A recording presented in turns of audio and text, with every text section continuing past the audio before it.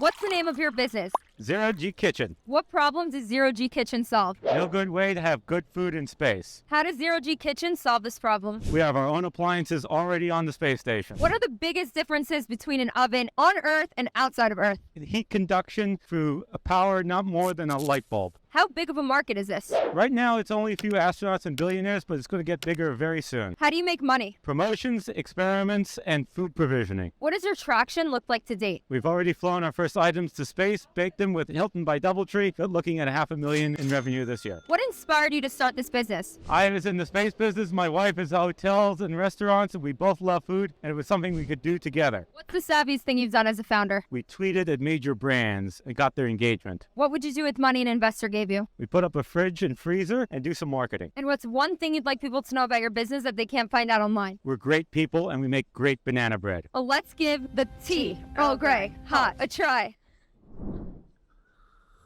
So what do you think about it? It's okay. I give it a 6. Not Picard level. Well, I got a cappuccino creamy. I wish there was a little bit more espresso. I'm going to give this a 7 out of 10.